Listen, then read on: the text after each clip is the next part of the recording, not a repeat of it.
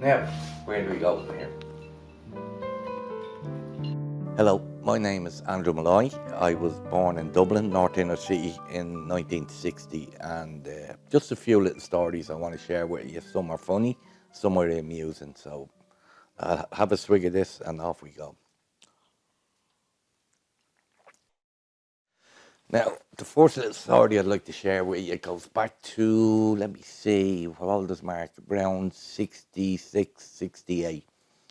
And it concerns the television licence, which the P&T used to look after at the time, which is the Post and Telegraphs. So the story goes, we were all sitting in the house one day, and there was a knock at the door, and there was one of the gentlemen from the P&T. So one of my brothers opened the door and let him into the flat. My mother, we were all sitting there watching TV, and he asked my mother, had she got a television licence?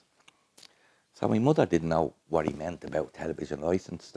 I'm not saying women were ignorant, but they were very innocent at the time. So my mother said no, she didn't know what it was, and what did she have to do? And he said, look, you need to buy a licence. I can't remember how much they were at the time. But what he did say to her was, if you don't get a licence, you could go to prison. So once she heard that, as soon as my father came in, there was murder. Now, at the time, the P&T on television used to have a van going around with an aerial on top. It was very funny because this aerial used to spin around, and the idea was we can detect whether you have a television in the house, which was a load of baloney, but people believed it. And so, at the heel of the hunt, my mother got the licence. So a couple of weeks later, my mother, we lived in a flat Liberty house. My mother was bringing my youngest brother Mark to school, and on her way down the stairs, she bumps into the gentleman from the Post and Telegraphs. Oh, says he, how are you, Miss Molloy? Says he, I'm here about the television licence.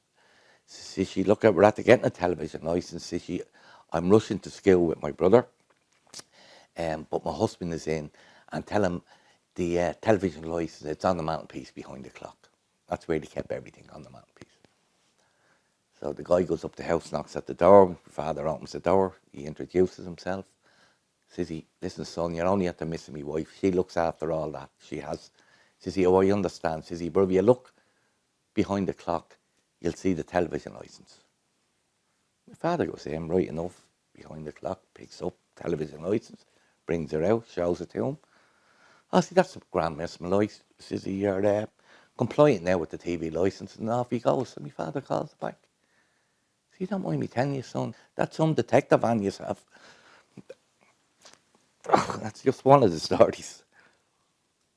Now, this is another little story, which is probably, it's not funny, but it was funny, but it's a quite serious story as well, which just went to show the innocence of children back in the 60s. And I concern myself and a very good friend of mine, Robert Welch. I suppose we were around 8, maybe younger, 7, 8, 9 at the time. And me being the eldest of the family, I had 7 brothers and 1 sister. And Robert, the eldest of his family, he'd 1 brother and 2 sisters. We were the gophers of the family, so we were sent everywhere to do the shopping, do this, up the pawn office, you name it, we done it. So this particular day, we were around Talbot Street. I forget, we were Power Supermarket we were going to. And this gentleman, at the time, you wouldn't call him a gentleman now, but he stopped us and asked her, did we want a 50 bob note? Now, you have to understand, back a 50 bob note to an 8-year-old, it's like giving an 8-year-old now 100 quid. It was a lot of money. So we said, yeah. So what we do? So we brought us down a lane, Mabbott Lane, which is just off Talbot Street. So we went down with him. So what do we have to do? So we took his belt off, and he asked us to hit him on the backside. So that was nothing. I was hitting him with the belt. And Robert said, "Can I have a shot?" So we were both hitting him with the belt. Well, he had pulled his trousers down now, and we were hitting him on the backside. So he gave us the 50 bob, and he said to us, "Do you want a pound?" We went, "Yeah." Well, says he, "Where do you live?" We told him where we lived, and the Lady of Lourdes was there, parish church. He said, "I'll meet you tomorrow at 1 o'clock in the church, and I'll give you a pound." So we were delighted with our life. Off we went down to McHugh's, the sweet shops. We came home with loads of dinky toys, sweets, lemonade, you name it. So I walked in the door, and there I am. My mother says, "Where did you get all this stuff?" So I told my mother the story. Anyway, she hit the roof, right? My father came in. He started asking me, did he do anything else? I said, "No, well, I just told him what we done." We thought it was nothing. So anyway, the police got involved. And the following day, me and Robert were sitting in the church, waiting on this guy to come in at 1 o'clock. 1:30, never showed up. So the moral is that kids then, as compared to kids now, thank God they're more aware of things that go on like that today. But the funny thing about it was that me and Robert were raging because we didn't get our pound, and that's all we wanted. So that's another little story that's true that happened. So cheers.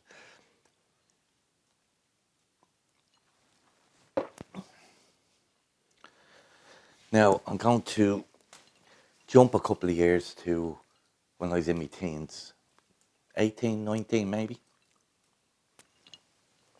And at the time, I was a sales rep and I had a company car, which wasn't bad for a scrawny old lad from the inner city Dublin. Anyway, my wife now, Teresa, who I married 40 odd years, was going out with Teresa, so trying to get Teresa away for a weekend. Eventually we got a date. We were going the August weekend. So me, my brother, his girlfriend May, and Teresa, we piled into my car, which was an Opel Cadet Estate, never forget it. Off we went down to Waterford tomorrow, Friday. We had to wait till Teresa finished, so we didn't get away till around 6 o'clock, 6:30. We got into tomorrow, 9 o'clock, 9:30. The whole town was hopping, buzzing. Couldn't get anywhere to stay. All the B&Bs were full. So I said to John, my brother, I said, "Look, we just get pissed. We go back, we sleep in the car." The car was parked down on the beach. There's a parking area down at the beach. And we'll find somewhere tomorrow. So we done that. Back to the car. And as you know, it was freezing cold during the night. We are opening the windows. John's feet were rotten. Jeez. Anyway, next morning, we didn't get an hour's sleep. Off we went, couldn't get a B&B anywhere. Drove up to this caravan park. I said, "Look, why don't we get a caravan?" So I went up to the office. Went into the caravan site, into the office I went, and there's a guy on the desk. I asked how much was a caravan for. And he says it was something like £2 a night, which was cheap. So I said, £2 a night, or 2.50, yeah. So I went back out. So John, it's only 2.50 a night. So we'll stay the 3 nights. You know, to Saturday, Sunday, and Monday. So we all agreed, right? So we went into the guy, gave him a tenner. I said, "So keep the change, so you get a few beers for yourself." Delighted with myself. So I'm standing there, and he says, "Can I help you?" I says, "Yeah, have you got the key?" Says he, "For what?" So "What caravan do we take?" Says he, "You mean you haven't got one with you?" That's a true story.